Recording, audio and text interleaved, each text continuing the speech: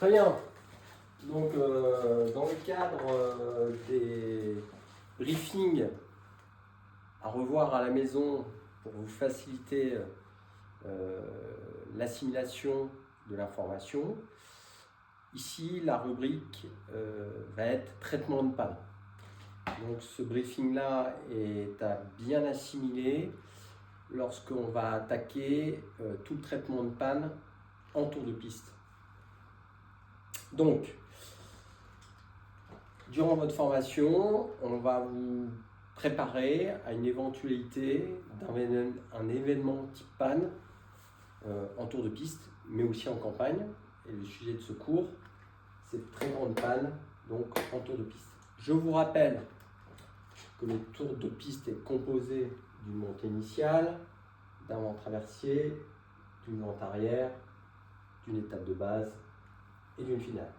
Ça, c'est sûr, c'est rigide. Cependant, l'événement panne, lui, il peut survenir jamais. La probabilité que vous ayez une panne dans votre vie de pilote est faible. Plus vous voulez, plus cette probabilité statistiquement augmente. Moi, j'ai plus de 15 000 heures de vol, évidemment, des pannes. J'en ai vu en Mirage, en Alpha Jet, en Tucano, en avion de tourisme, en ULM. Assez peu en soi, mais quelques-unes quand même très importantes. Et le scénario des pannes est très variable. On ne peut pas imaginer toutes les pannes. De la panne bénigne, jusqu'à une panne très grave, on ne peut pas envisager tous les scénarios. C'est pour ça qu'on verra dans la philosophie, on va classifier l'événement type panne en deux grandes familles. Et on verra tout à l'heure ces grandes familles. Dans le traitement de panne en tour de piste, première philosophie, on l'a vu dans le cours précédent, le briefing précédent concernant les tours de piste, dont l'objectif était d'être toujours en sécurité dans le tour de piste, puisque on sera toujours dans le cône de finesse max de la piste. Alors, comment être dans le cône de finesse max ? En mettant un pattern en place qui tient compte des éléments extérieurs, comme le vent, pour que, en cas de panne très grave, c'est-à-dire de la perte du moteur, on soit toujours en possibilité de rejoindre la piste pour se poser dans ce sens-là ou dans ce sens-là. C'est ce qu'on appelle à la vitesse de finesse max, c'est-à-dire la vitesse en XLU, ça sera 120 km/h, qui correspond à une incidence, mais on va banaliser. Et cette vitesse de finesse max 120 km/h nous permet de parcourir à une certaine hauteur le maximum de distance. C'est la vitesse de planer qui nous permet de parcourir le maximum de distance pour une hauteur perdue. Pour cela, donc, on va toujours rester dans le cône de finesse max de notre tour de piste. Pour mettre le maximum de chances de notre côté aussi en cas d'événement type panne, on a vu que dans la vente arrière jusqu'à la réduction dans l'étape de base et la fin de montée initiale, eh bien on aura une vitesse de 180 km/h qui correspond à de l'énergie, de la manœuvrabilité et de la transformation de vitesse en altitude pour nous donner encore plus de chances de rejoindre le terrain.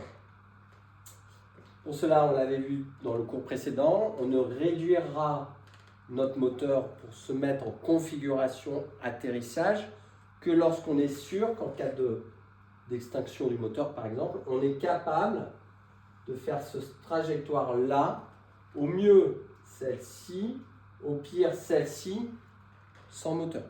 Donc, c'est-à-dire qu'on ne réduira jamais le moteur dans l'étape de base sans être sûr de pouvoir au minima effectuer cette trajectoire-là sans moteur.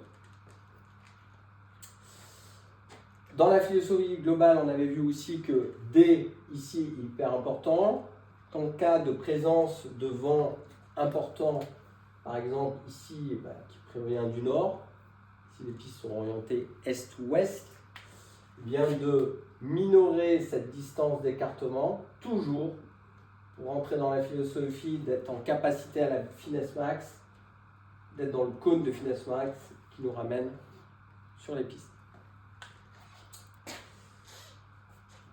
Dans le tour de piste aussi, pour anticiper une panne, on va se mécaniser. C'est-à-dire qu'en début de vente arrière, après avoir piloté son aéronef en prenant le cap opposé, en prenant la vitesse, en compensant un avion, en maintenant son altitude, derrière, on va systématiser ce qu'on appelle les actions vitales. Qu'est-ce que les actions vitales? C'est un check des paramètres moteurs systématique, quasiment au même endroit, température huile, cylindre, pression d'huile, le niveau carburant, voltmètre, les voyants, le monoxyde de carbone. Et vous allez vous rendre compte que si vous mécanisez ça systématiquement au même endroit, vous aurez sur une séance de tour de piste le même jour, toujours les mêmes valeurs.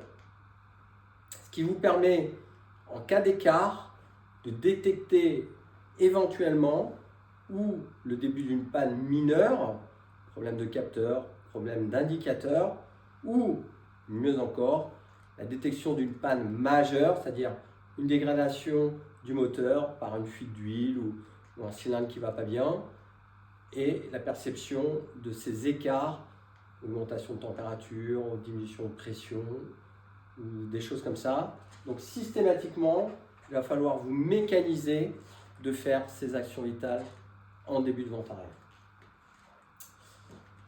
On l'a vu aussi dans la philosophie du traitement de panne, notre objectif, c'est d'effectuer une finale moteur plein réduit qui, eh bien, en cas de dégradation, d'extinction du moteur, à cause par exemple d'un givrage fort, le fait d'avoir mis le moteur plein réduit a engendré l'extinction du moteur, on s'en moque un peu puisque nous on se formate pour une arrivée au-dessus du plan et d'être en capacité comme un planeur de venir se poser sans moteur. Entre parenthèses, ici, on va parler aussi de l'utilisation de la réchauffe carburateur. C'est-à-dire que nous, nos XL8, comme vous le savez, ont 2 carburateurs. Donc l'utilisation de la réchauffe carbu s'effectue en conditions de givrance sévère, modérée, voire faible, systématiquement avant la réduction, dans tous les cas au dernier carat, avant la réduction du moteur ou en fin de vente arrière. Plus c'est givrage fort, plus on l'anticipe, on va le mettre en vente arrière. Givrage faible, on va peut-être le mettre juste avant de réduire. En tous les cas, en aparté, lorsque vous allez remettre des gaz à l'issue du touch and go, il ne faudra pas oublier de repousser la réchauffe carbu. Dans un premier temps, vous l'annoncez en minuteur, puis ensuite, il faudra prendre cette habitude sur la piste de repousser la réchauffe, de remettre vos volets en 10 et de repartir avant de redécoller. Voilà. Donc la philosophie globale, vous l'avez compris, on en avait parlé déjà dans le tour de piste. Tout ça afin d'anticiper la dégradation d'une panne. Alors maintenant, la philosophie du traitement de panne. Comme je l'ai dit de façon préalable, on n'est pas capable d'envisager tous les scénarios. Il y a trop d'éléments dans un moteur ou même une collision volatile. Il y a trop d'éléments qui envisagent trop de scénarios. Donc nous, on va en gros classifier, aiguiller déjà des familles de pannes qui vont nous permettre de nous aider à prendre des décisions. Comment on va faire?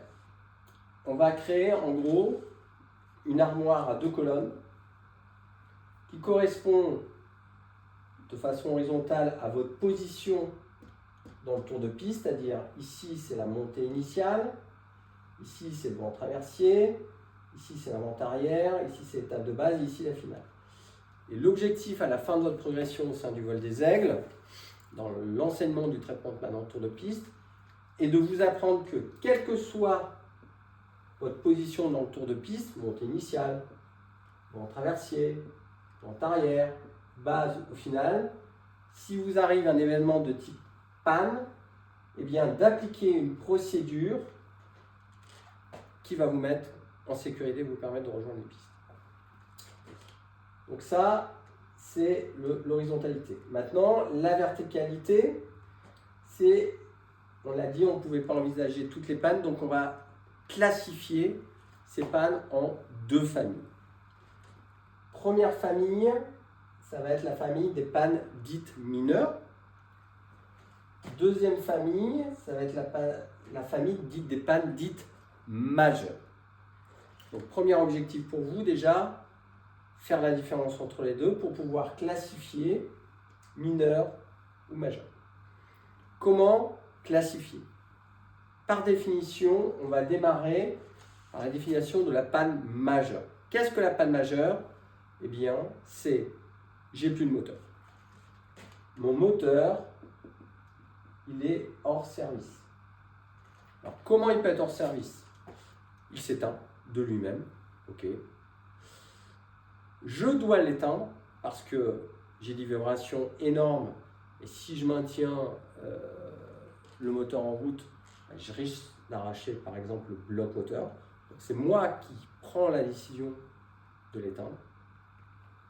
Dernière chose, la puissance délivrée plein gaz, le moteur tourne, ne permet pas de maintenir un vol horizontal en maintenant la vitesse. C'est-à-dire que je suis plein gaz, eh bien, mon avion, il descend. Donc en gros, j'ai un moteur qui tourne, mais il n'a aucune efficacité. Donc en gros, classification des pannes majeures, c'est le moteur où il est inefficace, où il s'est arrêté, où c'est moi qui l'ai coupé. En opposition, mais je vais mettre en place tout ce qui est panne dite mineure.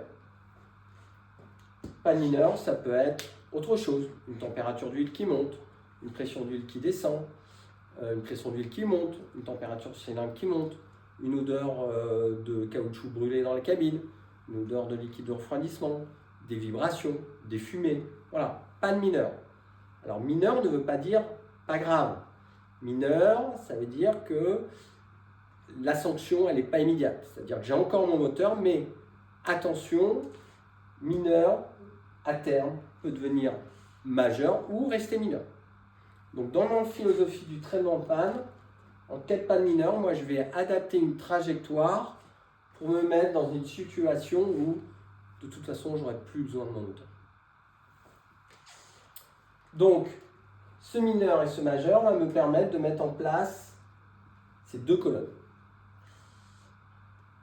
Lorsque vous aurez fini votre instruction traitement de panne, tour de piste au vol des aigles, eh bien en gros comment ça va fonctionner? Vous êtes en vente arrière, vous faites vos actions vitales, vous êtes au bout de 10 tours de piste, c'est votre 11e tour de piste, les paramètres jusqu'à là étaient stables et toujours constants. Vous faites vos actions vitales et vous constatez que la pression d'huile est en train de faire ça, alors que ça fait 10 tours de piste qu'elle est fixe. Le moteur ne n'arrête pas, il tourne normalement. Donc on n'est pas, classification, on n'est pas en panne majeure.